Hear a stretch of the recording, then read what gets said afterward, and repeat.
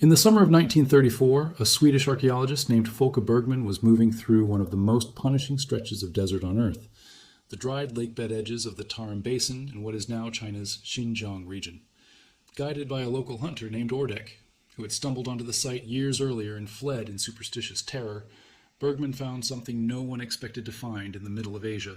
Rising out of the sand were rows of tall wooden poles, and beneath them, layer after layer of coffins, shaped like the hulls of boats.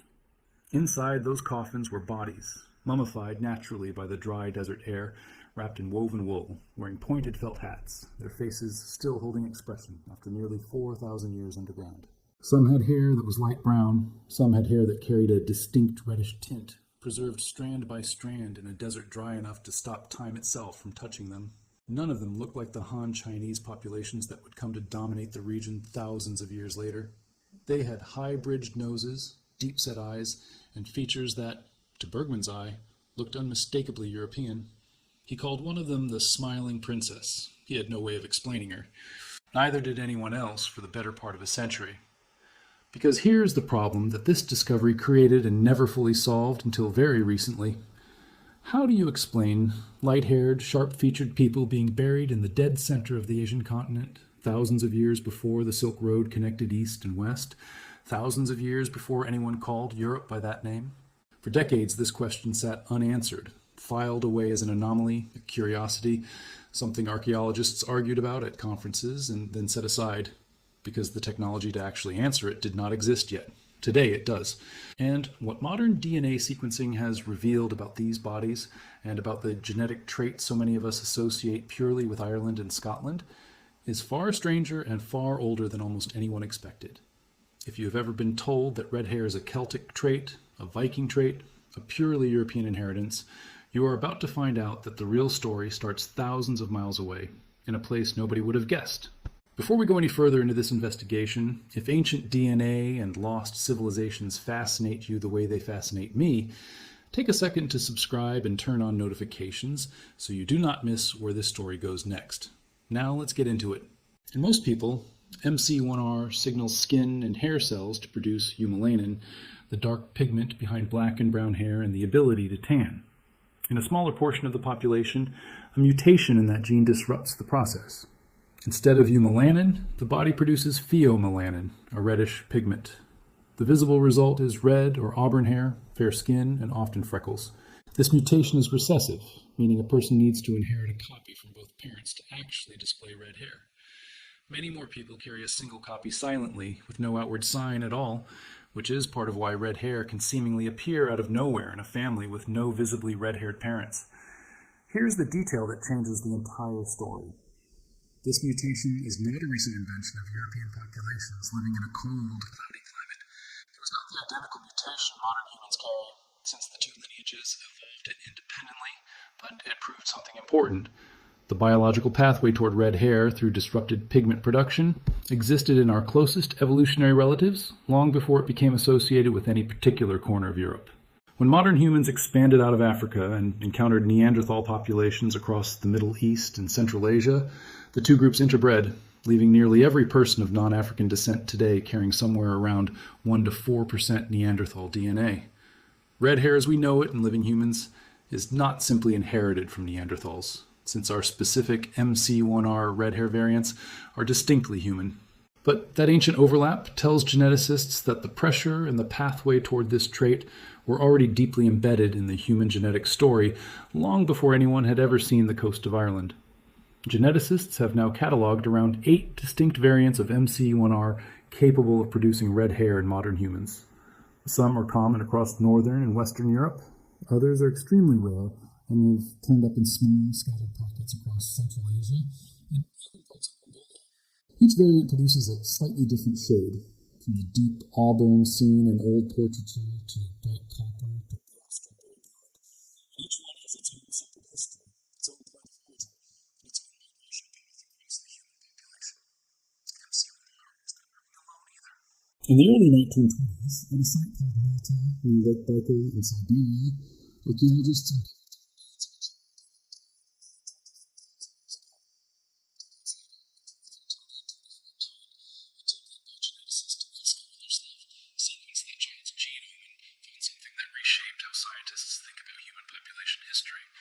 This individual, now referred to as MA1, belonged to a population geneticists call the Ancient North Eurasians, an isolated Ice Age lineage that left a genetic fingerprint scattered across an enormous stretch of the modern world.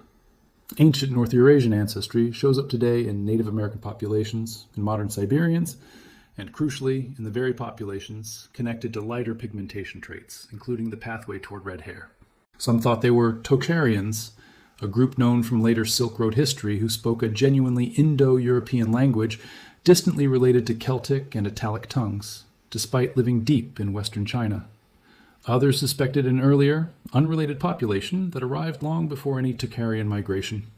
The debate could not be settled by pottery styles or skull measurements alone. It needed genomes. Their genetic story began in Inner Asia and simply stayed there, developing in isolation while borrowing wheat farming, dairy herding, and Bronze Age technology from neighboring cultures without absorbing much of their DNA. Buried among that ancestry were the pigmentation variants tied to lighter hair, lighter eyes, and the same broad pathway that produces red hair in modern Europeans. This single finding rewrites the assumed direction of the story almost entirely. The traits people have spent 2 centuries calling classically European, fair skin, light eyes, red or blonde hair, did not originate in Europe. They trace back to Ice Age hunter-gatherers scattered across Siberia and Central Asia, people who never once set foot on European soil.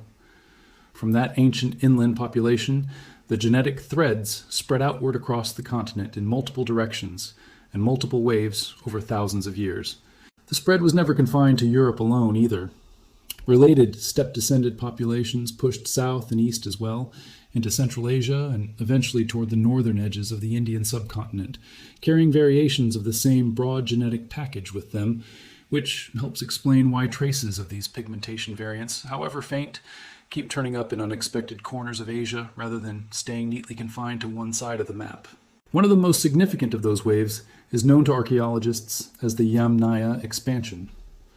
Beginning roughly 5,000 years ago, a pastoral population from the Pontic-Caspian steppe, the grasslands stretching across what is now southern Russia and Ukraine, began moving outward in almost every direction. They rode horses, herded cattle, and spoke an early form of the language family that would eventually branch into nearly every tongue from Ireland to India. Genetically, the Yamnaya themselves carried a mixture of ancient North Eurasian ancestry and earlier Eastern European hunter-gatherer ancestry. And while most Yamnaya individuals sequenced so far appear to have had dark hair and dark eyes, they carried the genetic variants that, once combined with the populations they migrated into and mixed with, would go on to produce red-haired descendants generations later. As Yamnaya-descended groups pushed west into Europe, they mixed with Neolithic farming populations, who had themselves arrived from Anatolia thousands of years earlier. That combination of ancestries, concentrated and reinforced through genetic drift in small, relatively isolated populations along the western edge of the continent, is what eventually produced the highest concentrations of red hair found anywhere on Earth. Scotland today has a red hair frequency estimated between roughly 6 and 13%, depending on the region studied, and Ireland sits close behind at around 10%, with some rural communities reporting even higher local rates. Worldwide, red hair appears in somewhere around 1 to 2% of the human population, but the genetic instructions that made all of that possible were written into the human genome long before Scotland or Ireland existed as places with names. There's a second thread to this story that rarely gets told, and it comes from the opposite edge of Asia entirely, from the northern Japanese island of Hokkaido. The Ainu people, the indigenous inhabitants of Hokkaido and parts of Sakhalin and the Kuril Islands, have puzzled outside observers for centuries because of how visually distinct they look from surrounding East Asian populations. From Hokkaido to Xinjiang to the British Isles, isolated populations thousands of miles apart carry fragments of the same Ice Age genetic legacy, surfacing differently depending on which combination of variants each population happened to inherit and reinforce over time. Siberia itself offers some of the most visually striking confirmation of this shared ancestry. High in the Altai Mountains, in a series of frozen burial mounds known as kurgans, archaeologists have recovered remains of a horse-riding culture called the Pazyryk, who lived roughly 2,500 years ago. Because their burial chambers filled with water that later froze and stayed frozen inside the permafrost, several Pazyryk bodies survived in extraordinary condition, skin, tattoos, and hair intact.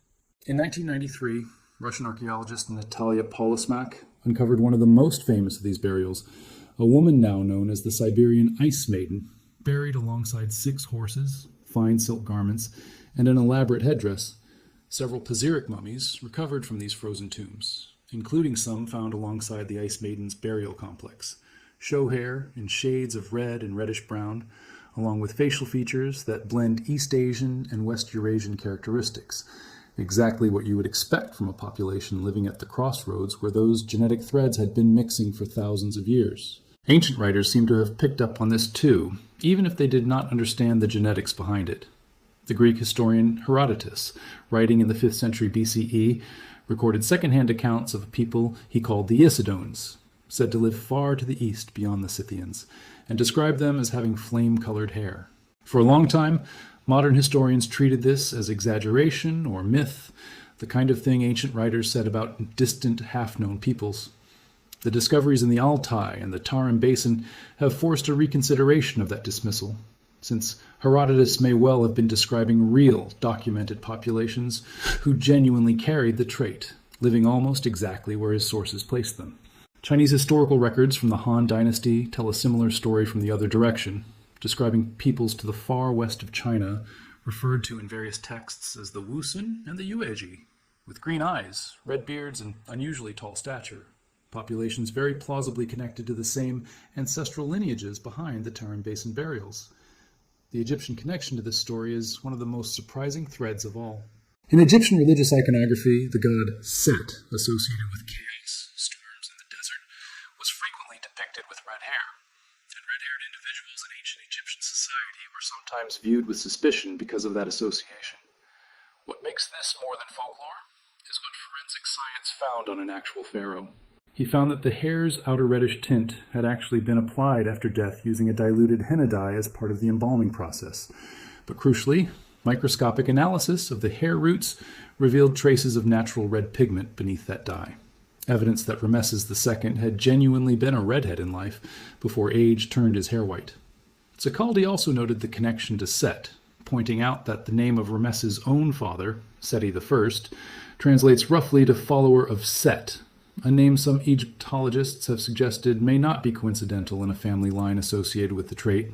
Even the word Magi, the term later used across the ancient world for Zoroastrian priests, is thought by some linguists to trace back to old Indo-Iranian roots connected to those same steppe-descended populations who had been moving between Central Asia and the Iranian plateau for generations. And perhaps the most visually striking confirmation of all comes from the Tocharians themselves, the very people once suspected of being the ancestors of the Tarim Basin mummies. What all of this adds up to is a genetic map of red hair that looks almost nothing like the story most of us grew up believing. It is not a small island story. The red-haired farmer in modern Dublin and the red-haired woman buried in a boat-shaped coffin in the Tarim Basin 4,000 years ago share a genetic ancestor who lived long before either Ireland or China existed as a concept anyone could have named. This also explains something that has puzzled geneticists for a long time, which is why red hair occasionally shows up, extremely rarely, in populations where it is otherwise almost unheard of, in isolated communities in Iran, in pockets of northern India, and in scattered villages across western China. It is also the same underlying mechanism behind something many red-headed families notice, but rarely think much about: the way the trait can vanish for a generation or two, hiding silently in carriers who show no outward sign of it, only to reappear unexpectedly when two it was simply waiting, exactly the way it waited for thousands of years in scattered pockets across the entire continent before modern genetics finally had the tools to trace it back to its source. It also forces a reconsideration of how migration itself is usually described. Populations from deep inside Asia carried genetic influence outward into Europe, just as powerfully as populations moving the opposite direction carried influence into Asia. The Eurasian steppe was never simply a barrier separating east from west. It functioned as a corridor, a route along which people, languages, and genes moved for tens of thousands of years in both directions at once. And the trait we now call red hair is one of the clearest visible markers still riding along that ancient route today. None of this would be knowable without the specific advances in ancient DNA sequencing developed over roughly the last 15 years. As recently as the early 2000s, archaeologists working on remains like the Tarim Basin mummies could only infer ancestry from skull shape, artifact style, and educated guesswork.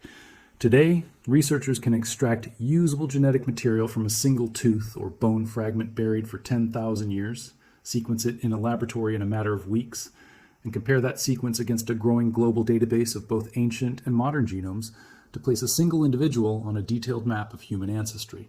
The technological leap is precisely what allowed the 2021 study on the Tarim Basin mummies to finally settle a debate archaeologists had been unable to resolve for nearly 90 years.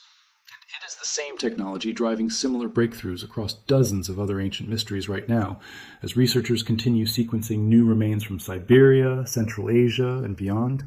Red hair is really just one especially visible example of a much larger pattern. Traits like lactose tolerance, certain forms of disease resistance, and even variations in tooth and jaw shape all carry their own separate deep histories, and all of them trace through the same enormous, tangled web of ancient human migration that produced the Tarim Basin mummies, the Pazyryk warriors, the Ainu of Hokkaido, and the red-haired pharaoh of Egypt. The Tarim Basin mummies themselves are now housed in museums in China, where they continue to draw visitors from around the world, many of whom describe a strange, almost dislocating feeling standing in front of them, a sense that a light-haired figure with distinctly Western Eurasian features should not be resting in the heart of Asia. But she is not out of place at all. The deserts are home along with the homes of her ancestors for thousands of years before anyone drew the modern borders that now divide that region from the rest of the world. The genetic legacy she carried in the color of her hair is still alive today, scattered in small percentages across nearly every populated continent on Earth. What is easy to miss in all of this is just how recently the tools to actually prove any of it existed. A generation ago, an archaeologist standing over the Tarim Basin mummies could describe their features, measure their skulls, and guess at their origins, but they could not read the code written inside every one of their cells. Now they can, and that code keeps pointing in the same direction, back toward a windswept, frozen corner of Siberia that almost nobody would have guessed held the deepest roots of a trait millions of people now carry without a second thought. If there is one thing worth taking away from this entire investigation, it is that the story of human migration was never a story of separate peoples living in separate boxes who occasionally bumped into one another at the edges. It is the story of one restless, endlessly mixing species that has been moving, splitting, and remixing for as long as it has existed. National borders are recent. Even the categories people use today to sort humanity into distinct regional groups are far younger and far more porous than most of us were ever taught to believe. DNA does not respect any of those categories. It moves wherever people move, and it mixes wherever people mix, revealing again and again that our deepest ancestry is shared in ways that go far beyond anything visible on the surface. A trait as striking and as rare as red hair, something that seems, on the surface, to set a small group of people apart from everyone else, turns out instead to be one continuous thread connecting Ice Age Siberia to Bronze Age China, to Iron Age Egypt, to modern Ireland. A single deep story written in a 4-letter genetic code, still being told today in the hair color of millions of people who have no idea just how far that color has traveled to reach them.